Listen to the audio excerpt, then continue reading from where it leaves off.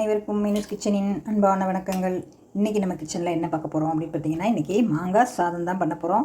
அதுக்கு நான் இந்த மாதிரி கிளிமூக்கு மாங்காய் எடுத்திருக்கேன். அதாவது பழமில்லாத நல்ல முத்தின காய். இப்போ நான் அந்த காம்பு பதியை நறுக்கி எடுத்துட்டேன்.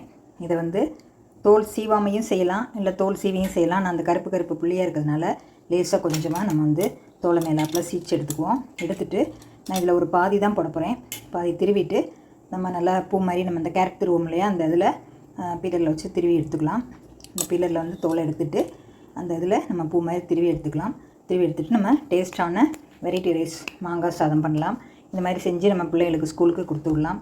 ரொம்ப நல்லாயிருக்கும். நம்மளும் வீட்டில் சாப்பிட்றதுக்கு ரொம்ப டேஸ்ட்டாக இருக்கும்.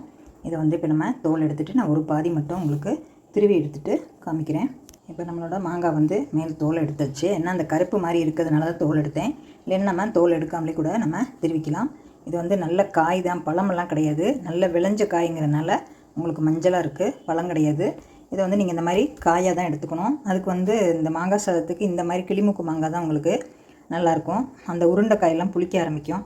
புளிச்சிச்சுன்னா நம்மளால் சாப்பிட முடியாது. இது லேசாக இனிப்பும் புளிப்பும் கலந்த மாதிரி இருக்கும். அதனால் இது நம்ம இப்போ பூ மாதிரி திருவி எடுத்துக்குவோம். இந்த அளவு தான் நான் எடுத்திருக்கேன். பழம் இல்லை, ஆனால் நல்ல காய் தான். இது நல்ல முத்தின காய்ங்கிறனால உங்களுக்கு நல்லா முத்தி இருக்குது. அதனால தான் உங்களுக்கு இந்த மாதிரி நல்லா மஞ்சளாக விளைஞ்ச காய் இது. இப்போ நம்ம இதை பூ மாதிரி திருவி எடுத்துகிட்டு வந்துடலாம். பாருங்கள் ஃப்ரெண்ட்ஸ், நம்மளோட மாங்காய் இந்த மாதிரி திருவி எடுத்துச்சு. அது பார்க்க தான் மஞ்சளாக இருக்குது, ஆனால் பழம் கிடையாது. ரொம்ப நைஸாக திருவிட்டேன் நான். இப்போ இதுக்கு கொஞ்சம் இஞ்சி, ஒரு 2 பச்சை மிளகாய், மல்லி, கருவேப்பிலை எடுத்திருக்கேன். இப்போ சாதத்தை கொட்டி நான் ஆற வச்சுருக்கேன். 1 கப்பு சாதம் எடுத்திருக்கேன். அந்த அளவுக்கு நம்ம எந்த அளவுக்கு வேணுமோ அந்த அளவுக்கு நம்ம மாங்காய் சேர்த்துக்கணும். இப்போ நான் அடுப்பத்தை வச்சுட்டு கடாய் வச்சுருக்கேன். இதில் ஒரு 2 ஸ்பூன் நல்லெண்ணெய் சேர்த்துக்குவோம். இதுக்கு தாளிக்கிறதுக்கு பார்த்திங்கன்னா கடுகு, உளுந்தம்பருப்பு, கடலைப்பருப்பு இதெல்லாம் எடுத்திருக்கேன். ஒரு காஞ்ச மிளகாய் எடுத்திருக்கேன். ஏற்கனவே 2 பச்சை மிளகாயும் வச்சுருக்கோம். இது எண்ணெய் சூடானதுக்கப்புறம் இது போட்டுக்கலாம். இப்போ நம்மளோட எண்ணெய் சூடாயிடுச்சு. கடுகு, கடலைப்பருப்பு எல்லாம் சேர்த்துக்குவோம். அதோட 1 ஸ்பூன் கடலையும் எடுத்திருக்கேன், நிலக்கடலை. ஒரு 10 முந்திரி பருப்பு எடுத்திருக்கேன், அதையும் சேர்த்துக்குவோம்.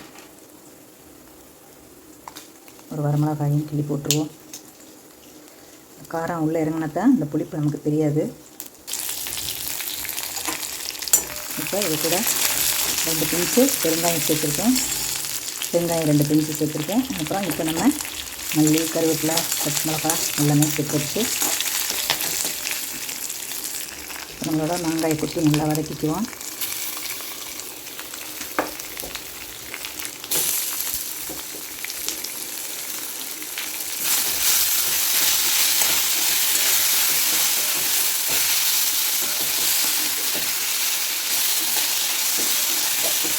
பிரியமான மஞ்சள் தூள் சேர்த்துக்கலாம். நான் மஞ்சள் தூள் சேர்க்கல. இன்னைக்கு தேவையான அளவு உப்பு மட்டும் சேர்த்துருவோம்.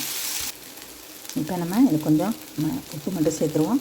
அப்புறம் கொஞ்சம் சாதத்துலையும் போட்டுக்கிறேன். பாதி சாதத்தில் போட்டேன், பாதி மாங்காயில் போட்டேன். இது நல்லா கலந்து விட்டுட்டு நம்ம சாதத்தை கொட்டி கலவிக்கலாம். நல்ல சூப்பரான காரசாரமான மாங்காய் சாதம். உப்பு, புளிப்பு, காரம் சூப்பராக இருக்கும் டேஸ்ட்டு. இப்போ நம்ம சாதத்தை இதில் சேர்த்துக்குவோம். இப்போ நம்ம அடுப்பு ஆஃப் பண்ணி வச்சு அப்படி லேசாக அப்படி கலந்து விட்டுருவோம்.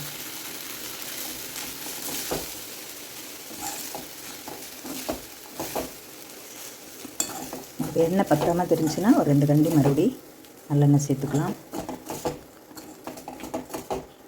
நம்மளோட சூப்பரான மாங்காய் சாதம் லஞ்ச் பாக்ஸ் ரெசிபி அருமையாக ரெடி ஆகிடுச்சு.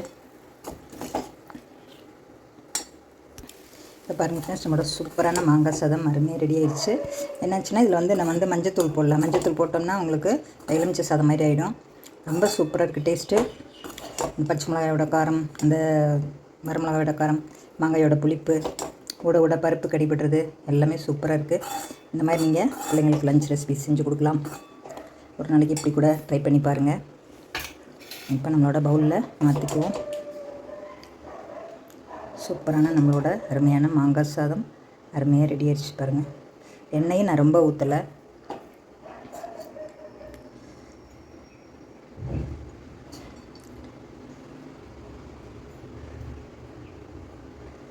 சூப்பரான நம்மளோட மாங்காய் சாதம் அருமையாக ரெடி ஆகிடுச்சு பாருங்கள். ரொம்ப டேஸ்ட்டாக இருக்குது. ஸோ கலர்ஃபுல் எம்மி டேஸ்ட் அட்டகாசமாக இருக்குது.